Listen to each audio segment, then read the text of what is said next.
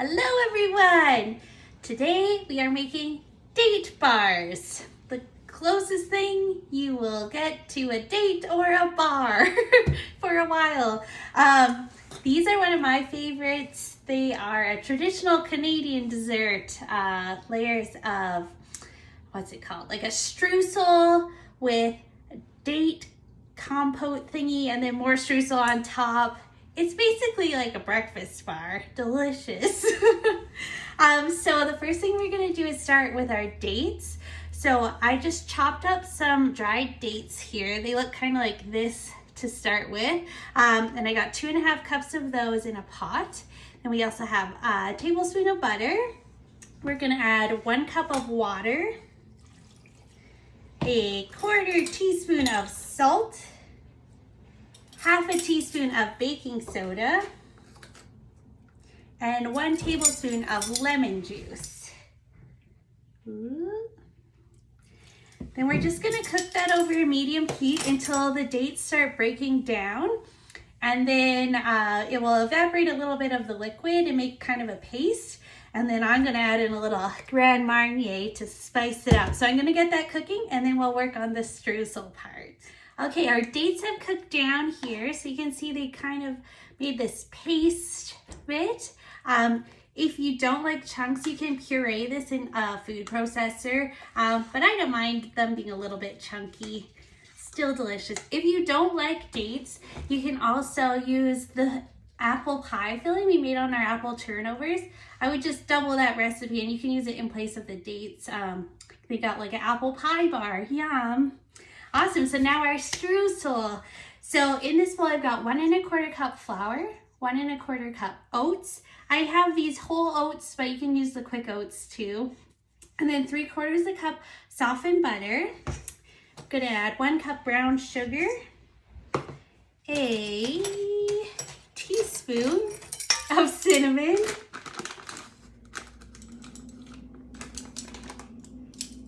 half a teaspoon of salt, and a 1/4 teaspoon of baking powder. Lovely.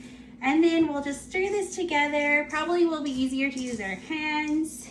So I'm just gonna do that. And we'll smush it all together until it's like a crumble topping, like you would put on an apple crumble or a peach cobbler thing. So I'm just rubbing it together with my hands. It's a little messy, but it smells awesome. All right, coming together here. All right, here's our streusel. It's all combined together. Then we've got a greased and lined 8x8 baking tray, but just use whatever you've got. And then we're gonna pour about 2/3 of this into the pan. That looks good. And then spread it out and press it down. So we're making a crust on the bottom. Oops, there's a butter chunk. I'll squish it in. Okay. And you wanna make sure there's no gaps in there. Everything's covered. So if you need to add more, just add it in there. Looks great. Okay. All right, a little more in this corner here. Perfect, so that's in there. Then we're gonna grab our dates. I almost forgot our Grand Marnier, so I'm gonna add a tablespoon or so of that into here. Little orange flavor, why not? You could also replace your water with orange juice. That would be good too. Or just leave it plain. All right, dump this whole thing in here and smooth it out. And then I have our oven preheated to 350 degrees, as is everything I bake almost. All right, so make sure this is kind of even around. Looks great. And then the last bit of our streusel we're gonna sprinkle on top.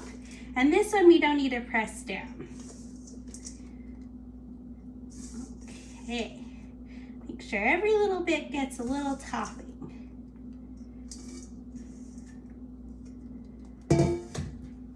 Beautiful. So this guy's gonna bake for like 25 to 35 minutes. So it starts getting golden brown and then it's done. It's delicious. So we'll see you in a little bit.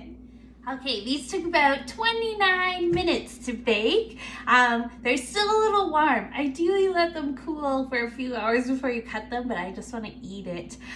So you can see there's a thick layer of our dates and then the crumble on top and bottom. So good. Yeah, so they're all done, ready to go. These are really awesome if you cool them and slice them into bars, and then you can freeze them, pop them out whenever you need a treat.